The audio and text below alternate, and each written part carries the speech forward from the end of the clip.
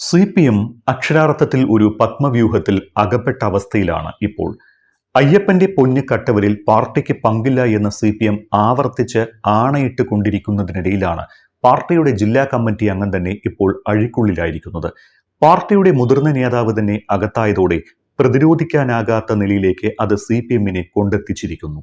ഇത്രയും കാലം പാർട്ടിക്കോ പാർട്ടി നേതാക്കൾക്കോ പങ്കില്ല എന്ന് ആവർത്തിച്ചിരുന്ന പാർട്ടി നേതൃത്വം ഇനി എന്തു പറഞ്ഞ് ഇതിനെ പ്രതിരോധിക്കുമെന്നാണ് കണ്ടറിയേണ്ടത്.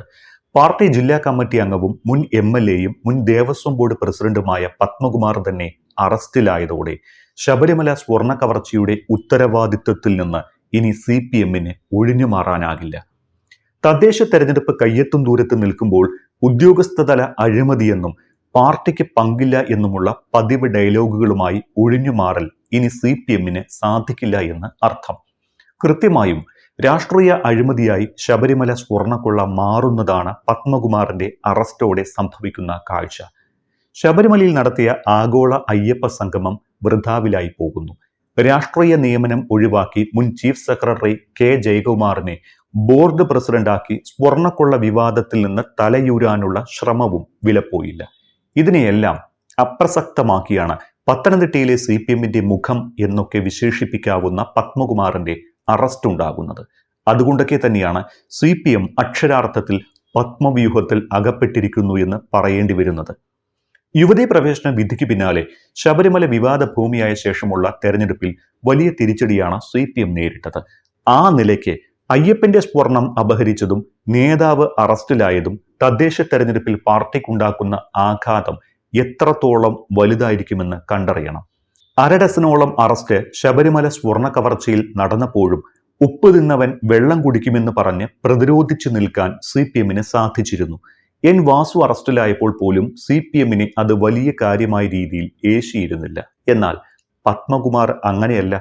വിദ്യാർത്ഥി രാഷ്ട്രീയ കാലം മുതൽ CPMനൊപ്പം സഞ്ചരിച്ചിരുന്ന ആൾ, ശബരിമല സ്ഥിതി ചെയ്യുന്ന പത്തനംതിട്ടയിലെ CPMന്റെ മുഖം, പിണറായി വിജയന്റെ അടുത്ത അനുയായി, പിണറായി പക്ഷത്ത് എന്നും അടിയുറച്ചു നിന്ന നേതാവ്, എല്ലാത്തിനുമുപരി മുൻ MLA, നിലവിലെ ജില്ലാ കമ്മിറ്റി അംഗം. അങ്ങനെയുള്ള പത്മകുമാർ അഴിക്കുള്ളിലാകുന്നത് CPMന്റെ പ്രതിരോധം ദുർബലമാക്കും. പത്മകുമാറിന് മുൻപ് അറസ്റ്റിലായ N വാസുവിന്റെ അറസ്റ്റിനോട് സ്വീകരിച്ച സമീപനം ഒരിക്കലും പത്മകുമാറിന്റെ കാര്യത്തിൽ CPMന് സ്വീകരിക്കാനാകില്ല.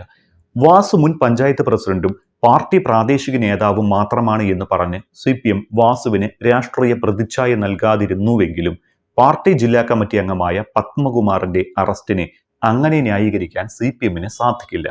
CPMന് രാഷ്ട്രീയ പങ്കാളിത്തമുണ്ട് എന്ന തരത്തിൽ പ്രതിപക്ഷം തുടക്കം മുതൽ എടുത്ത നിലപാടുകൾക്കുള്ള മറുപടി കൂടിയാണ് ഇനി CPM നൽകേണ്ടി വരുന്നത്.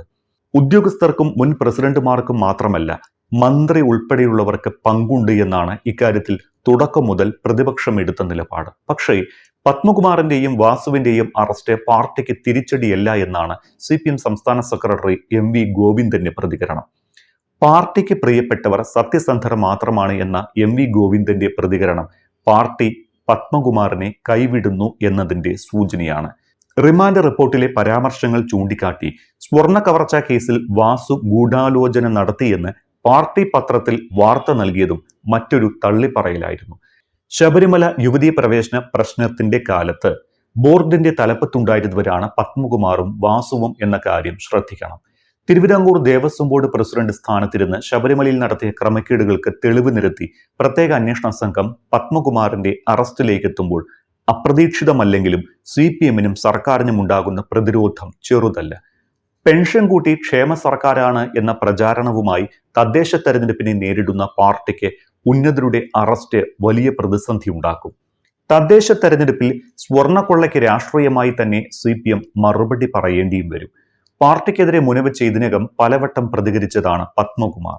യുവതീ പ്രവേശന കാലത്ത് സർക്കാർ നിലപാടിനെതിരായതോടെ മുഖ്യമന്ത്രിയുടെയും പാർട്ടിയുടെയും ഗുഡ് ബുക്കിൽ നിന്ന് പത്മകുമാർ പുറത്തായതുമാണ്. അതുകൊണ്ട് തന്നെ പത്മകുമാർ എന്തു പറയും എന്നതും പാർട്ടിക്ക് പ്രധാനമാണ്.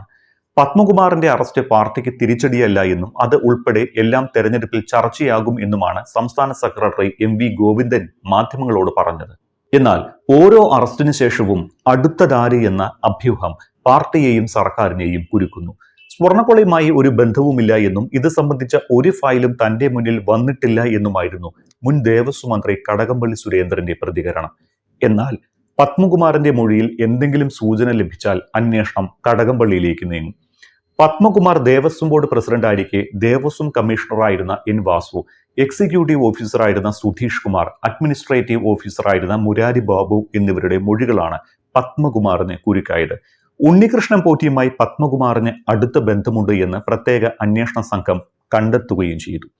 ദേവസ്വം ബോർഡിന്റെ അറിവോടെയാണ് സ്വർണ്ണപ്പാളിക്ക് പകരം ചെമ്പ് പാളി എന്ന് രേഖപ്പെടുത്തിയത് എന്ന് എൻ വാസുവും ഉന്നതങ്ങളിലെ അറിവോടെയാണ് ഉണ്ണികൃഷ്ണൻ പോറ്റിക്ക് സ്വർണ്ണപ്പാളി കൊടുത്തുവിട്ടത് എന്ന് സുധീഷ് കുമാറും മുരാരി ബാബുവും അന്വേഷണ സംഘത്തെ അറിയിച്ചിട്ടുണ്ട്. ഇതിന് പിന്നാലെ പത്മകുമാറിനൊപ്പം ബോർഡ് അംഗങ്ങളായിരുന്ന KP ശങ്കർദാസ്, N വിജയകുമാർ എന്നിവരെയും ചോദ്യം ചെയ്തു. ഇതെല്ലാം പത്മകുമാറിനെതിരായ കുരുക്ക് മുറുക്കിയിട്ടുണ്ട്. 2019 ബോർഡിന്റെ സമയത്തുണ്ടായിരുന്ന സെക്രട്ടറിമാർ, ഉദ്യോഗസ്ഥർ, മറ്റു ജീവനക്കാർ എന്നിവരുടെ മൊഴിയും ശേഖരിച്ച ശേഷമാണ് പത്മകുമാറിനെ ചോദ്യം ചെയ്യാൻ വിളിപ്പിച്ചത്.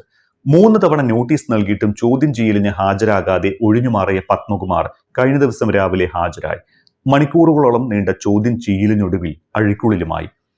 ഉദ്യോഗസ്ഥരെയും N വാസുവിനെയും കുറ്റപ്പെടുത്തിയാണ് പത്മകുമാർ അന്വേഷണ സംഘത്തിന് മൊഴി നൽകിയിട്ടുള്ളത്. ഉദ്യോഗസ്ഥർ തന്ന രേഖപ്രകാരമാണ് നടപടിയെടുത്തത് എന്ന് പത്മകുമാർ പറയുന്നു. പോറ്റിയുമായി ആറന്മുളയിലും ദേവസ്വം ബോർഡ് ആസ്ഥാനത്തും പത്മകുമാർ പലതവണ കൂടിക്കാഴ്ച നടത്തിയെന്ന് SITയും സമർത്ഥിക്കുന്നു. കേസിൽ അറസ്റ്റിലാവുന്ന 6ാമനും 2ാമത്തെ ബോർഡ് പ്രസിഡന്റുമാണ് പത്മകുമാർ. കേസിൽ 8ാം പ്രതിയായി പത്മകുമാർ അധ്യക്ഷനായ ബോർഡിനെയാണ് ചേർത്തിരിക്കുന്നത്. PK ചന്ദ്രാനന്ദന് ശേഷം പ്രസിഡന്റ് പദവിയിലേക്ക് CP നിയോഗിച്ച ആദ്യ നേതാവായിരുന്നു പത്മകുമാർ. എന്നാൽ ശബരിമലയിൽ യുവതീ പ്രവേശന വിധി നടപ്പാക്കാൻ പാർട്ടിയും സർക്കാരും മുന്നിട്ടിറങ്ങിയ ഘട്ടത്തിലെ പ്രസിഡന്റ് കൂടിയായ പത്മകുമാർ എന്തൊക്കെ തുറന്നു പറയും എന്നത് CPMന്റെ നെഞ്ചിടിപ്പേറ്റു. അന്നത്തെ ദേവസ്വം മന്ത്രി കടകംപള്ളി സുരേന്ദ്രനെ ഉന്നമിട്ട് പ്രതിപക്ഷം ഇപ്പോൾ തന്നെ രംഗത്തെത്തി കഴിഞ്ഞു. ഉണ്ണികൃഷ്ണൻ പോറ്റിയും N വാസുവും പത്മകുമാറും ഒരുമിച്ച് കസ്റ്റഡിയിലുള്ള സാഹചര്യത്തിൽ ഇവരിൽ നിന്ന് പുറത്തു വരാൻ ഇടയുള്ള വിവരങ്ങൾ നിർണായകമാകും. ഒപ്പം ശബരിമല അയ്യപ്പന്റെ പൊന്നുകട്ടത് വിശ്വാസികളിൽ ഉണ്ടാക്കാൻ ഇടയുള്ള രോഷം LDF ഗൗരവമായി തന്നെ കാണേണ്ടി വരും. അയ്യപ്പ സംഗമത്തിലൂടെ ഉദ്ദേശിച്ച രാഷ്ട്രീയ ലക്ഷ്യങ്ങളും ജയകുമാറിന്റെ നിയമനത്തിലൂടെ വിവാദങ്ങളിൽ നിന്ന് തലയൂരാനുള്ള നീക്കവും ഇതോടെ പൂർണ്ണമായും അവതാളത്തിലായി എന്ന് പറയേണ്ടി വരും.